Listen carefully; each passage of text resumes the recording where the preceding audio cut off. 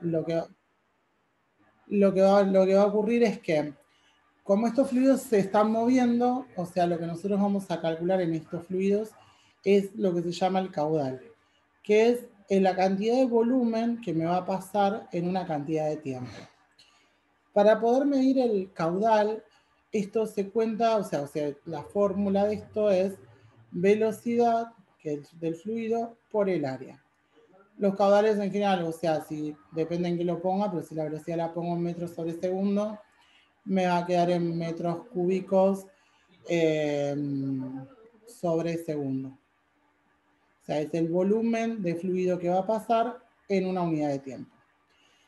Cuando a nosotros nos pasa esto, que se nos achican estos caños, o sea, nosotros tenemos el caño y se achica o se agranda, lo que nos dice la ley de los fluidos es que el caudal siempre va a ser el mismo. O sea, el caudal inicial tiene que ser igual al caudal final. O sea, no voy a poder tener un caudal diferente. Entonces, ay, se me agranda todo. Ay. Entonces, con esta fórmula nos va a servir para por ahí averiguar o la velocidad o el área en algún momento. O sea, nosotros vamos a tener que la velocidad inicial por el área o la sección inicial va a ser igual a la velocidad final por el área final. Entonces, por ejemplo, si yo tengo un caño donde sé que la velocidad es de 20 metros sobre segundo y tiene un área de 2 metros, vamos a ponerle cuadrado, y pasa a tener un área de 1 metro cuadrado, entonces voy a poner que la velocidad inicial por el área que tiene es igual a la velocidad final por el área cuando sale. Entonces puedo despejar, o sea, esto me va a quedar 20 por 2 dividido 1 es igual a la velocidad final. Entonces esta velocidad final me va a quedar de 40. Siempre nos va a ocurrir que si yo achico la sección, o sea, si la sección disminuye, o sea, esa área disminuye, la velocidad va a aumentar. Es inversamente proporcional. Si el área baja el doble, o sea, disminuye a la mitad, no baja el doble, disminuye a la mitad, la velocidad aumenta al doble. Si el área disminuye, o sea, pasa a ser la cuarta parte, la velocidad va a aumentar al cuádruple. O sea, siempre lo mismo que baja a un lado va a ser, o sea, lo mismo que baja en cantidad de área va a ser lo que va a ocurrir con la velocidad. Diferente de esto va a ser con el tema del radio, porque para calcular el área de un fluido, donde está circulando un fluido, que en general son caños que son redondos, el área va a ser pi por el radio al cuadrado. Como este radio está al cuadrado, si yo tengo que el radio, por ejemplo, disminuyó el radio a la mitad, vamos a ponerlo al revés, vamos a aumentarlo primero para poder ver, aumenta el radio al doble, solo aumentarlo al doble, vamos a que yo calculo el área, una es pi, y vamos a poner que tengo el radio que es 1. Y después tengo el radio que va a ser 2. Entonces, esta me va a quedar que es pi por 1. Y esta me va a quedar que es pi por 4. Entonces, esta va a ser el mismo área, pero lo que está haciendo es aumentarla 4 veces, cuadriplicarla. Entonces, cuando el radio aumenta al doble, el área aumenta 4 veces. Y esto va a hacer que, como dijimos que el área y la velocidad eran inversamente proporcional, que la velocidad disminuya 4 veces. Entonces yo ya sé que si, por ejemplo, yo tenía un caño donde la velocidad era 80 metros sobre segundos y me dicen que lo que está ocurriendo es que el radio aumenta al doble, entonces yo ya sé que si el radio va a aumentar al doble, entonces sé que el área va a disminuir 4 veces y la velocidad, que el área va a aumentar 4 veces y la velocidad va a disminuir o sea, la cuarta parte. Entonces hacemos 80 dividido 4, entonces la velocidad, cuando el radio aumente el doble, mi velocidad va a ser de 20 metros por segundo. Estas cosas te las puedes anotar en la hoja de fórmulas porque piden mucho de esto, o sea, te dicen, o sea, hay muchas trampas con esto, la parte como teórica, o sea, te va a decir si aumenta el radio al doble, o sea, empieza que si aumentó la velocidad, disminuyó la velocidad y en qué cantidad. Entonces, por ahí estas cosas está bueno a veces anotárselas para hacerlo como rápido en el momento del examen. Después de esto, también lo que puede ocurrir es que estos caños se empiezan a... ok, perfecto. Que estos caños, o sea, se empiezan a separar muchas veces en diferentes cañitos. Entonces, el caudal que yo tengo, este caudal inicial, va a ser igual no al caudal de uno, sino a la suma de todos estos. O sea, el caudal final va a ser la suma del caudal de este cañito y de este cañito. Entonces, lo que tenemos que tener en cuenta es eso, o sea, que si yo tengo que, decíamos que el caudal inicial es igual al caudal final, este caudal final es el caudal de todos esos caños si pasó esto de que se me empezó a bifurcar en diferentes cañitos. Entonces, si tengo todos los cañitos y los caños esos son todos iguales, este caudal inicial va a ser igual a n, que es la cantidad de bifurcaciones, la cantidad de cañitos por las que se me va a separar, por el área del cañito de uno solo de los caños, por la velocidad de uno solo. Esta fórmula la vas a poder usar siempre que sean todos iguales las bifurcaciones. Ahora, si este tiene un área, no sé, de 4, este tiene un área de 1, ahí ya no puedo juntar todo así. Pero si todos tienen la misma, o sea, el misma área o el mismo radio, o sea, si todos estos cañitos son iguales, yo podría decir que este caudal inicial, en este caso, es igual a 3 veces el área de los caños chiquititos por la velocidad del chiquitito. O sea, porque este sería el caudal de 1. Al multiplicarlo por los 3, me va a dar el caudal total o el caudal que teníamos al principio. Bueno, otra de las cosas que va a ocurrir es que acá no va a pasar lo que nos pasaba antes, que yo te decía, bueno, si yo tengo un caño así y lo achico, entonces al disminuir el área, aumenta la velocidad. Porque esto pasa porque es un solo caño, entonces todo el caudal tiene que pasar por el mismo lado, entonces va a hacer que la velocidad me va a tener que aumentar. En este no me va a pasar así, porque en estos que tienen bifurcaciones, se va como a descomprimir, o sea, yo tengo un caño y puede ser de que si yo lo bifurco en muchas cantidades, hay que ver también en cuántas cantidades lo bifurcamos, pero si yo sumaría estas áreas de estos chiquititos y me da más grande que esta, no va a pasar, o sea, el agua se va como a descomprimir, o sea, va a empezar a pasar más lento. Entonces, la velocidad en el vez de aumentar, la velocidad puede llegar a disminuir. Claro, puede llegar a disminuir. O sea, siempre hay que considerar el caso, la cantidad de bifurcaciones que tenemos y las secciones, porque si, por ejemplo, si viene una manguera, pero saco tres hilitos de agua, y sí, seguramente va a salir a una velocidad terrible. Pero si tengo, no sé, una regadera con 100 agujeritos, muy probablemente es que salgan con menor velocidad. Pero bueno, o sea, siempre ten en cuenta de que depende la cantidad de las áreas. Si yo tengo el área de estas y por ahí la sumo y ya me doy cuenta que es mucho más que esto, seguramente la velocidad va a ser menor. Y después lo otro que nosotros vamos a contar acá es el tema de la presión. La presión, esta presión hidrostática que antes medíamos como D por G por H o fuerza sobre sección, acá en estos caños donde el fluido se mueve, también vamos a considerar presión. Y esta va a ser en contra, si yo tengo el fluido, o sea, en un caño que se está achicando, entonces dijimos que si disminuía el área, aumenta la velocidad, y con la presión lo que le va a ocurrir es que la presión va a disminuir. No siempre piensa que cuando se achica el lugar, o sea, aumentar la velocidad, como que uno dice, está aumentando la presión. No, es al revés. La presión va a estar disminuyendo. Y la fórmula para calcular esto es el teorema de Bernoulli.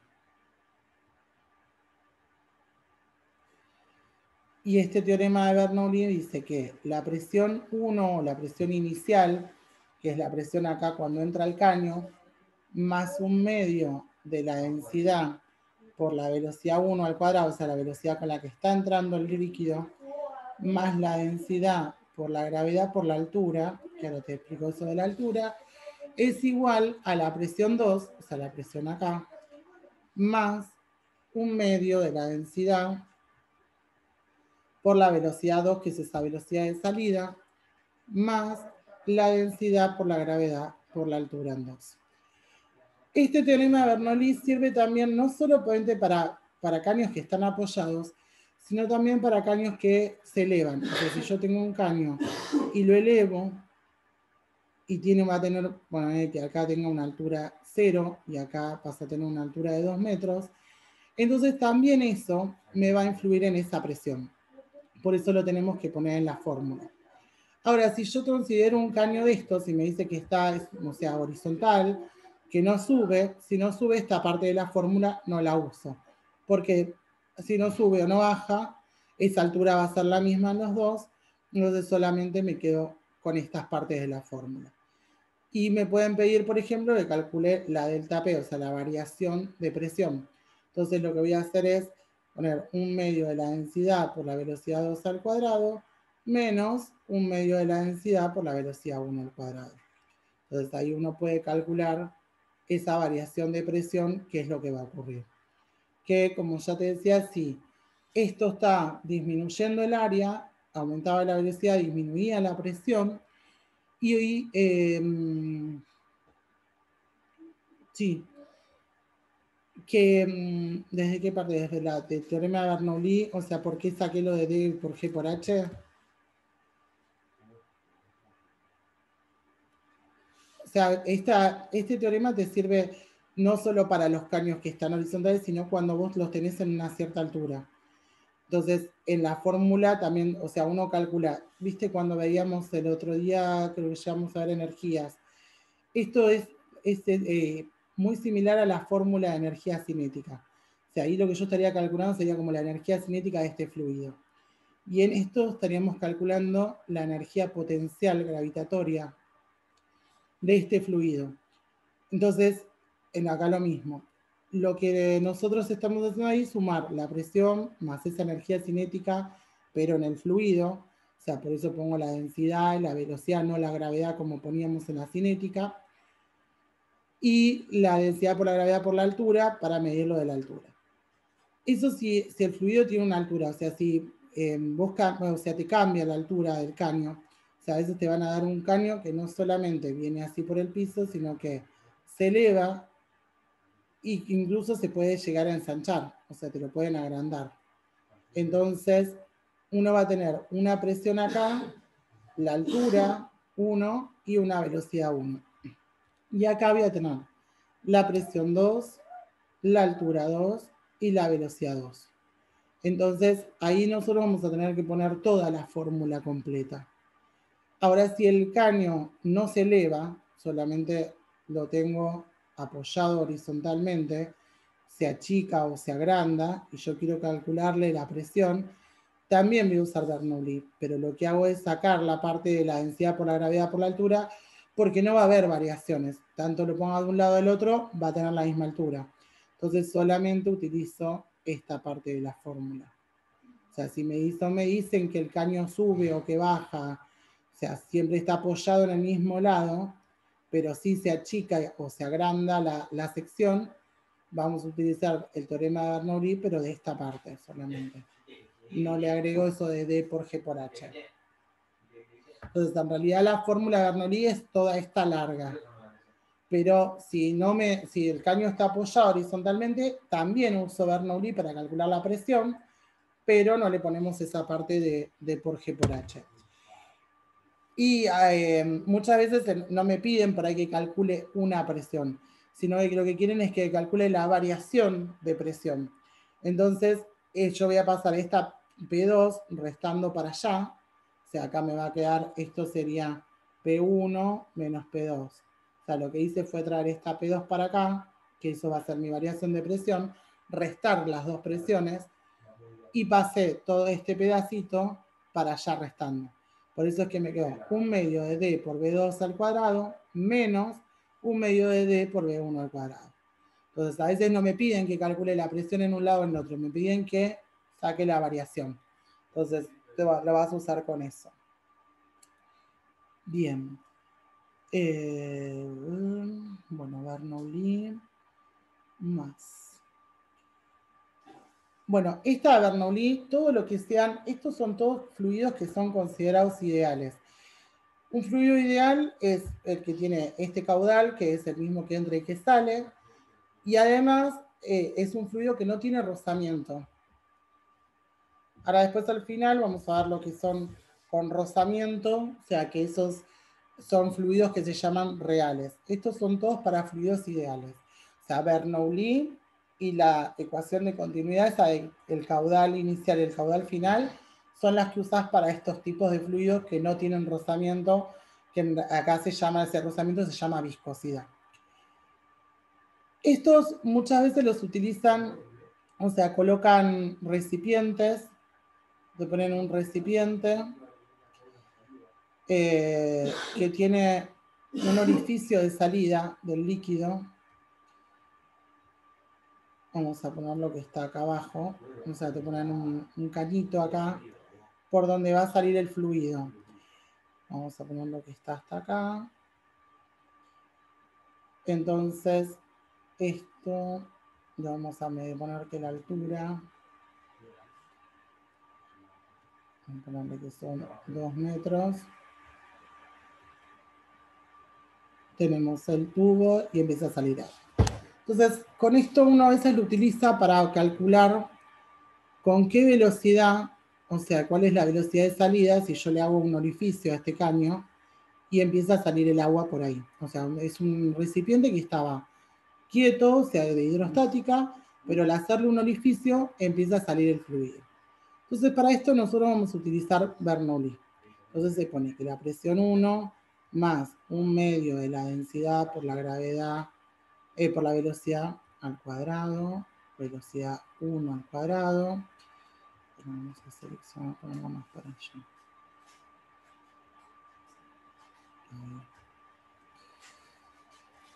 Ahí. Más D por G por H1 igual a la presión 2 más 1/2 de la densidad por la velocidad 2 al cuadrado más D por G por H. Bien. Cuando son estos tipos de ejercicios donde vos tenés este recipiente, donde le hacen ese agujero y empieza a salir el agua, las presiones, si esto en general te lo hacen siempre igual porque es la idea que lo plantees así, la presión que va a tener esto acá y la presión que va a tener el fluido acá en la salida va a ser la misma porque al estar abierto, esta presión va a ser la atmosférica. Y este cañito, al haberlo agujereado ahí, también esta va a ser la presión atmosférica. Entonces, lo que se hace es esa parte de la fórmula, eliminarla en estos tipos de ejercicios. Después, por otro lado, con el tema de las velocidades, o sea que tengo la velocidad, esto todo el 1 lo estoy contando como que es acá, y esto, todo esto, lo estoy contando como que es a la salida. Entonces, todo lo que es la velocidad 1 acá arriba, como el agua va a ir con una velocidad muy chiquita con respecto a lo que está acá, porque acá imagínate que vos tenés un tanque donde le hiciste un agujero, va a empezar a salir el agua con una velocidad terrible, pero acá arriba va a ir bajando el agua como muy despacito. Entonces, la velocidad esta de arriba la llevan, la consideran cero o la consideran despreciable. Entonces, eliminan esta parte de la fórmula. En esto, sí toman la altura hasta donde tenés el fluido, o desde donde está tu líquido hasta donde hicieron el agujero. En este caso yo lo hice abajo, Entonces voy a tomar todo el recipiente, o sea que la altura acá va a ser de 2 metros. Esta velocidad es esa velocidad de salida que yo estoy tratando de averiguar, o sea, con la que va a salir el agua de ese caño. Y esta altura es acá abajo, porque el agujerito se lo hice abajo. Así que esta altura va a ser 0. Entonces esta parte de la fórmula se me va. Con eso me la achico un montón. O sea, esto me va a quedar que D por G por la H1 es igual a 1/2 de la densidad por la velocidad 2 al cuadrado. Me quedó muchísimo más chica. Con lo cual de acá, densidad y densidad también las puedo eliminar. Entonces despejo esta velocidad 2, que va a ser esa velocidad 2 o velocidad de salida, y me va a quedar G por H1 y el 1/2 que está multiplicando se lo voy a pasar dividiendo. Y este cuadradito como raíz. Entonces con esto yo puedo calcular cuál va a ser la velocidad de salida, sabiendo la altura del caño, en este caso era 2 metros, de cómo va a salir esa agua de ese tanque. Entonces, en este caso va a ser la gravedad por la altura dividido 1/2. Y a esto la raíz. Entonces esto va a quedar 20 dividido 1/2, que me da 40. Y la raíz de 40, pues este fluido va a salir como 6,32 metros sobre segundos. ¿Sabes? Como la fórmula de esta Bernoulli, que era para caños que funcionaban, o sea, en una parte horizontal, podía sacar las presiones, también se puede utilizar para estas cosas. Hoy hicimos, con 2 de las chicas, hice los de autoevaluación de hidrodinámica, y hay uno de un sifón que se resuelve con esto. O sea, se calcula la velocidad de salida de estos fluidos. Bien.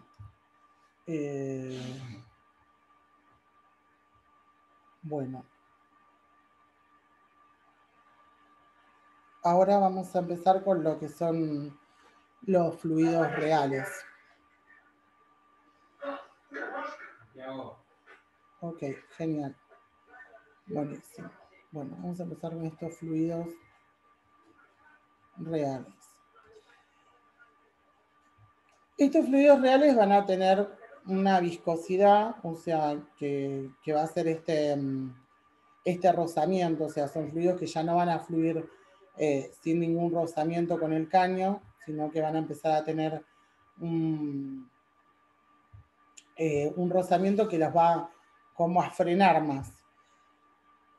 A ver, hay que abrir la hoja de fórmula, porque me parece que me estoy comiendo.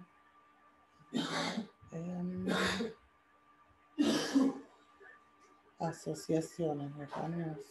No. Sí, antes de esto, de fluidos reales, vamos a ver las asociaciones de caños. Bueno, lo otro que nos falta antes de empezar con los reales es la asociación de caños. Igual estos después los mezclan con fluidos reales. Estas asociaciones de caños es cuando yo conecto una cañería, o sea, un caño al lado del otro. Entonces, nosotros tenemos, por ejemplo, un cañito y acá le meto otro que puede ser, en este caso yo lo hice con diferente sección, pero pueden ser con diferente sección o con la misma. Cuando nosotros ponemos uno al lado del otro y los conectamos así, esto se llama conexión en serie. Y cuando los tengo, o sea, era lo que iba a pasar cuando hace esas bifurcaciones, que tengo uno arriba del otro, estos 3 caños de acá están en paralelo. Entonces uno puede sacar la resistencia de estos caños, las resistencias en serie y las resistencias en paralelo. La resistencia del caño va a ser no es la fuerza, pero es como, o sea, el pase que va a dejar de agua. Entonces, la resistencia en los de serie, para calcular la resistencia total, va a ser sumar la resistencia de uno de los caños más la resistencia del otro caño. Cuando estos están en paralelo, lo que uno hace es poner 1 sobre la resistencia de un caño más 1 sobre la resistencia del otro caño más y así si tengo más resistencia o más caños, le voy agregando, y esto, una vez que calculé, lo hago a la -1, o sea, eso se da vuelta. Si ponen en medio 1/3, va a ser 3. Entonces, eso quédate con la fórmula. Ahora igual volvemos a dar resistencia, ahora con los fluidos reales. Y después lo enganchamos con esto. Bien, bueno, fluidos reales. Estos fluidos reales, que yo te decía que tienen una viscosidad, nosotros le vamos a calcular la resistencia hidrodinámica, se le puede calcular la presión, como estábamos sacando, como lo de Bernoulli, pero ahora con otra fórmula, y el caudal. Para sacar la resistencia de estos fluidos es 8 por N por L, ya ahí se utiliza una fórmula más complicada, que es pi por radio a la cuarta. O también hay otra que es 8 por N por L por pi sobre área al cuadrado. O sea, si tengo el área o si tengo el radio, puedo usar una o la otra. Esta resistencia, la unidad en la que me va a quedar la resistencia es pascales por segundo sobre metro. Ahora te voy a decir bien si es al cubo o al cuadrado, porque no sé, no lo puedo llevar bien de acá. Este N que me aparece ahí, N es el coeficiente de viscosidad, que es el que me va a decir cuán viscoso es mi fluido. Este coeficiente generalmente te lo dan en poise. Y nosotros lo tenemos que pasar, o sea, un poise es 0,1 pascal por segundo. Y muchas veces no solamente me lo dan en poise, sino que te lo dan en centipoise. Entonces, por ejemplo, si a mí me dicen que un fluido tiene 2 centipoise, yo eso primero lo tengo que llevar a poise. Esto el C, o sea, que sea centipoise, es como centímetro y que lo tengas que llevar a metro. O sea, entonces para llevarlo a poise, lo que haces es dividirlo por 100. O lo estás pasando como de centímetro a metro. Lleva la misma cantidad de lugarcitos. Entonces, primero hago 2 dividido 100, que esto me va a quedar 0,02 poise. Y después los tengo que pasar a esto. Entonces voy a decir, un poise es 0,1 pascal por segundo. Esto 0,02 poise, ¿cuánto de esto va a ser? Entonces hacemos 0,02 por 0,1 dividido 1, y esto me quedó 2 por 10 a la -3. Ese es el valor que vas a meter en la fórmula. O sea, lo vas a pasar, si está en centipoise, a poise, y después de poise a pascal por segundo. Si te lo dio en poise, directamente lo pasas a pascal por segundo solamente. Bien, ¿qué más? Después, esa L que aparece ahí es la longitud que tiene el tubo. O sea, acá va a contar la longitud del tubo, porque cuanto más largo sea, más fuerza va a tener, o más resistencia va a tener que ejercer. Entonces, esta longitud se mide en metros, es la longitud del caño. Y esto es el radio del caño, que también lo vamos a poner en metros. Entonces, en esta es lo mismo, lo único que modificó es que en el medio radio es área, así que esto va en metros cuadrados, pero después acá tengo la N del coeficiente, este 8, que no tiene unidad, la L, que es la longitud que va en metros, y el pi, y es el 3,14. Entonces, con eso uno puede calcular esta resistencia para poder sacar. La diferencia de presión acá ya no se calcula con Bernoulli. No puedo usar Bernoulli en un fluido real. O sea, sí o sí son para los fluidos ideales. Entonces, para calcular la variación de presión, ya no puedo usar esto que yo te había puesto acá, que la variación de presión la podía sacar con esto de Bernoulli. Sino que acá la variación de presión va a ser caudal por resistencia. Entonces voy a necesitar esa resistencia, saber cuánto realmente tiene de resistencia y el caudal, para multiplicarlos entre ellos y poder sacarme esa variación de presión. Esta variación de presión, si todas las unidades están respetadas, esto lo calculo en Pascal. Este caudal es en metros cúbicos sobre segundo, como lo veníamos, las mismas unidades que veníamos usando. Y esta resistencia que te había dicho antes que era Pascal por segundo, metro cúbico tiene que ser, sobre metro cúbico, sí. Para que metro cúbico con metro cúbico se vaya, segundo con segundo se vaya, y esta me queda en pascales. Bueno, y otra de las cosas que se considera que se saca acá también es la potencia de los caños. Estos caños tienen una potencia que va a ser, para calcular la potencia de estos caños, es la variación de presión al cuadrado sobre R. Hay tres fórmulas porque se pueden utilizar cualquiera de las tres variables. La delta P con el caudal, la delta P con la resistencia con el caudal. Entonces, bueno, esta es contra delta P y resistencia. Y acá tengo resistencia por Q al cuadrado. Está faltando una, a ver si no está acá. No, tengo estas dos.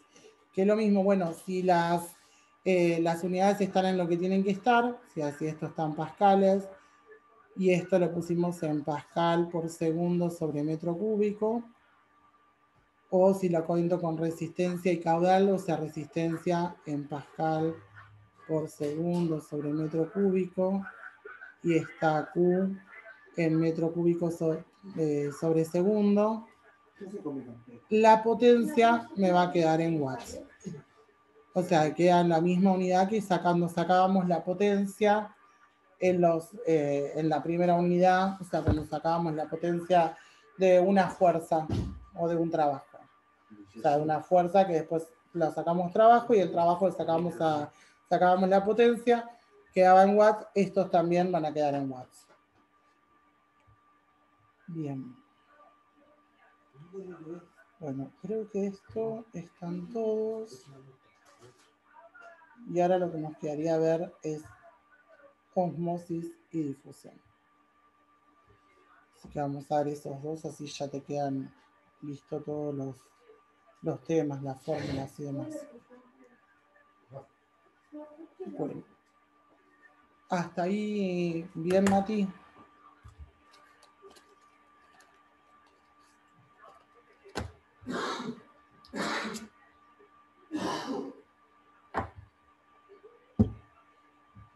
Bueno, vamos a empezar con lo que es difusión.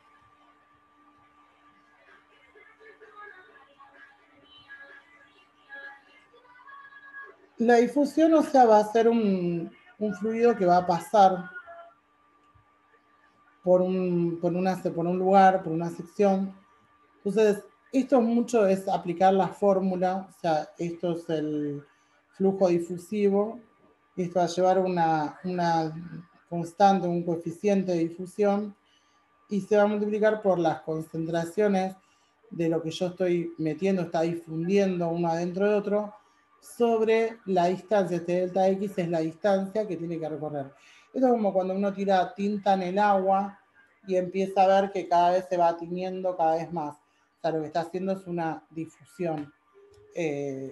Entonces, o sea, vamos a tener dos concentraciones diferentes y a medida que va pasando, que va recorriendo ese fluido, va a ser una difusión mayor.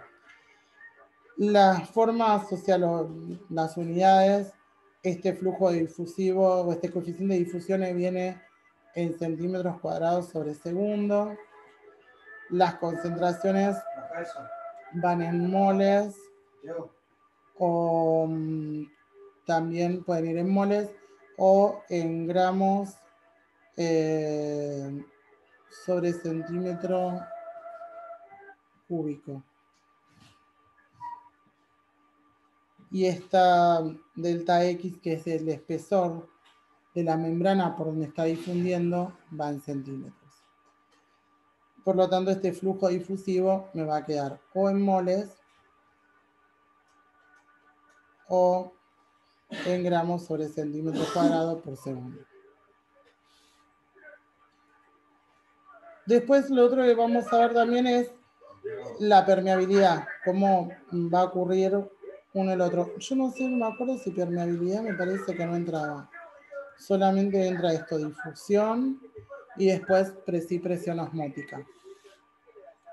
Vamos a pasar a presión osmótica. Presión. Sí, fíjate por las dudas. Pero creo que era difusión y osmosis.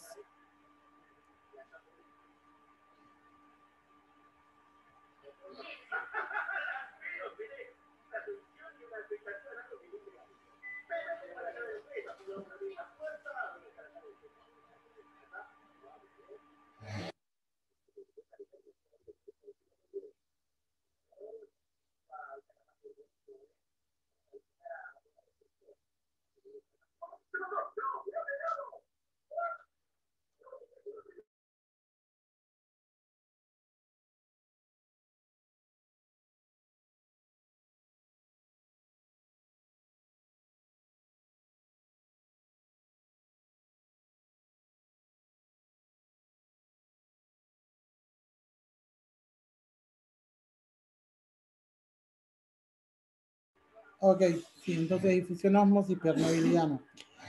Bueno, la presión osmótica.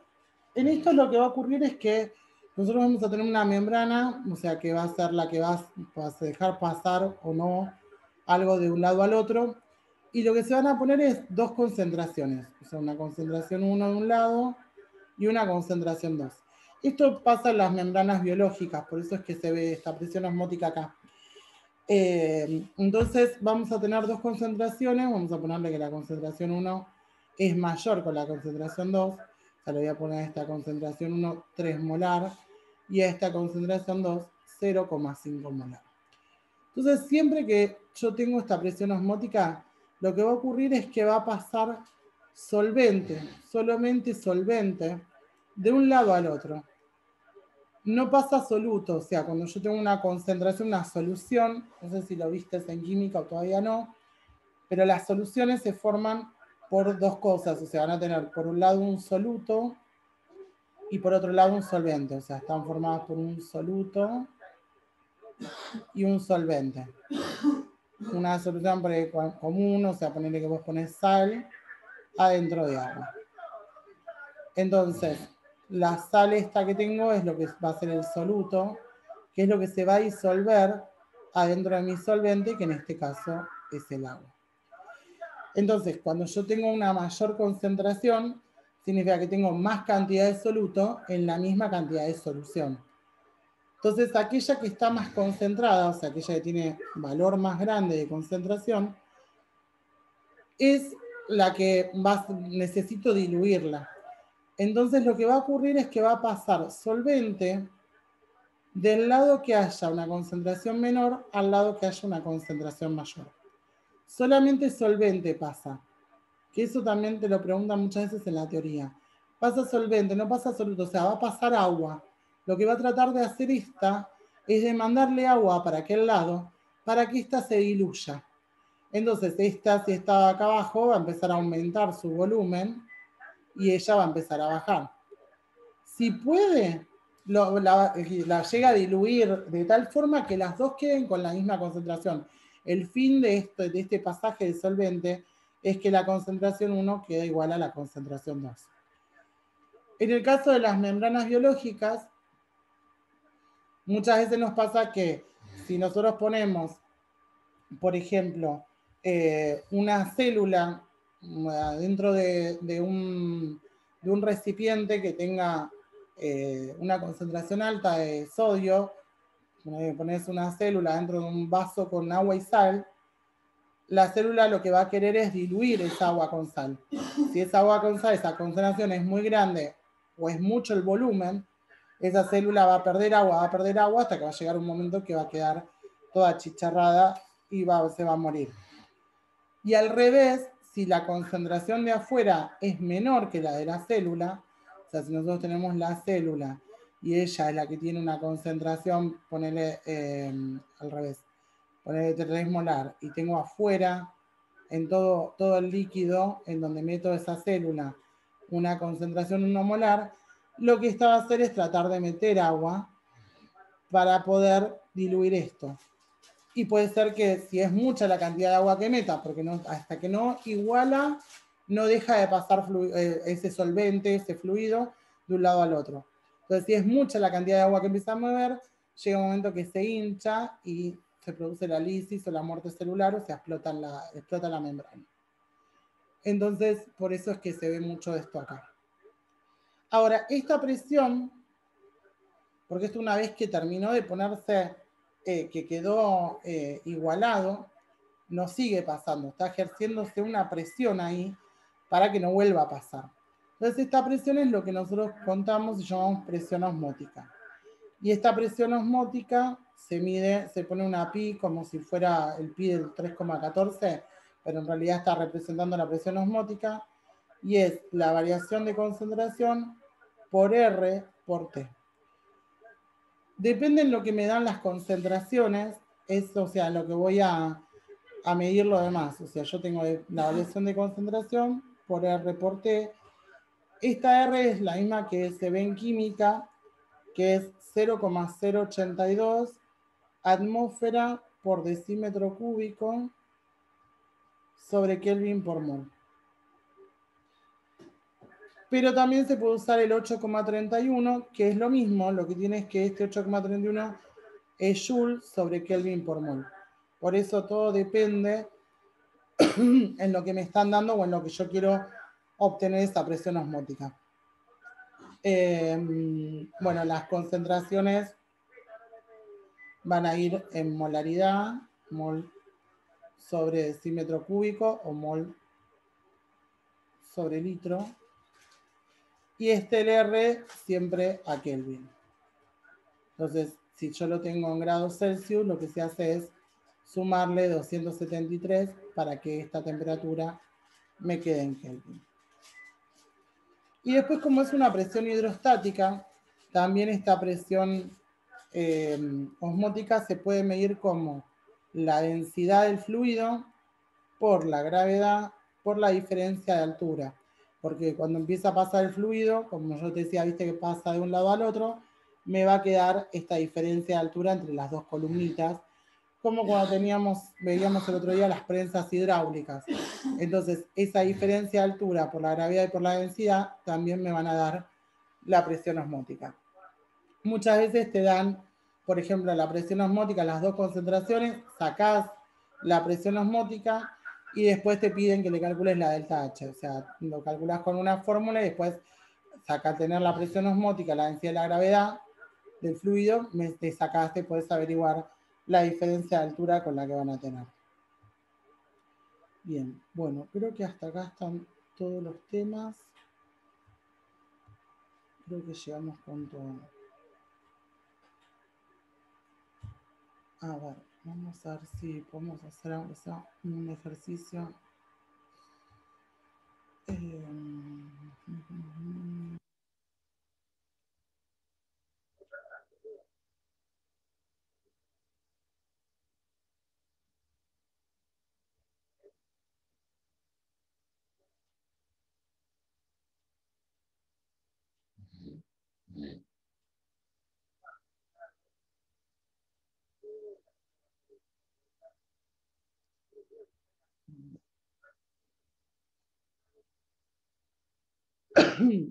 Bueno, este es uno de los choice.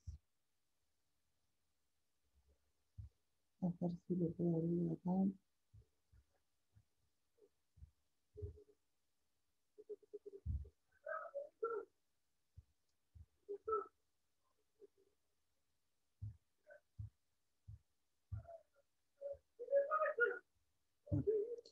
Vamos a hacer uno de los choice. Este es el 7 de los choice.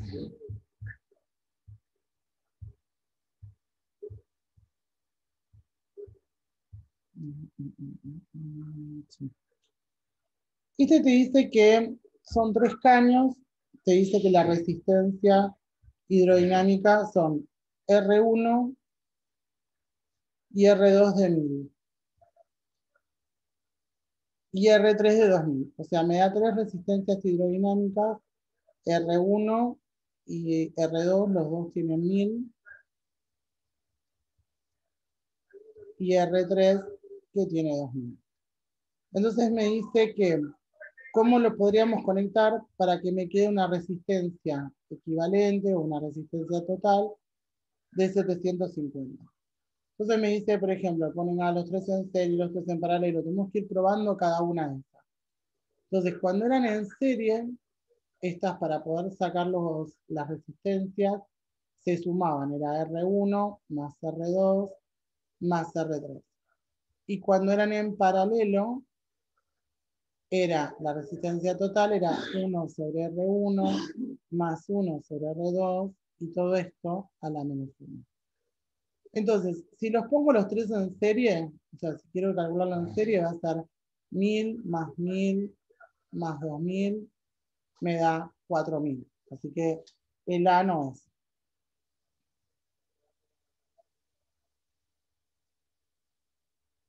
Así que el A no es falso. En el B nos dice que los tres en paralelo, entonces tenemos que hacer acá 1 sobre 1000, 1 sobre 1000, más otra vez 1 sobre 1000, más 1 sobre 2000,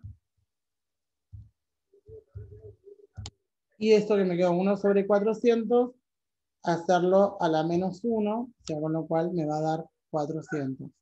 Así que tampoco me da 750, falso. En la C me dice que a R1 y R2 los pongan paralelos. Entonces, R1 y R2 me dan 1000 y 1000, así que hago 1 sobre 1000 más 1 sobre 1000. Y eso lo hago a la menos 1, que me va a dar 500. Y a este quiere que le sumemos en serie R3, que es 2000. Así que esto me quedó 2500. Tampoco me da 750 como me pedía el ejercicio. En el D me dice que haga R1 y R2 en serie, o sea, en serie de sumarlos, así que sería 1000 más 1000, quedaría 2000, y que a eso lo ponga en paralelo con R3. Entonces voy a hacer 1 sobre 2000 más 1 sobre 2000.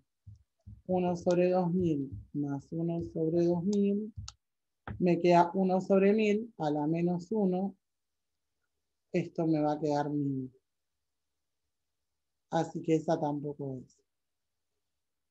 El M dice que haga R1 con R3 en paralelo. O sea que hago 1 sobre 1000 más 1 sobre 2000, que me queda 3 sobre 2000, y eso a la menos 1. Y a esto sumarle, porque lo quiere poner en serie, después con el de R2. Así que todo esto me quedó 1666,6, o sea que es falso. Y el último, el F, me dice que pongamos a R1 y a R3 en serie. Así que hago 1000 más los 2000 para ponerlos en serie. Me da 3000. Y después que las ponga en paralelo, o sea que haga 1 sobre 3000 más 1 sobre la R2 que era 1000. Y eso me queda 1 sobre 750, como lo tengo que dar vuelta, pasarlo a la menos 1, ahí me queda de 750. O sea que la forma en que me quede esto va a ser poner a R1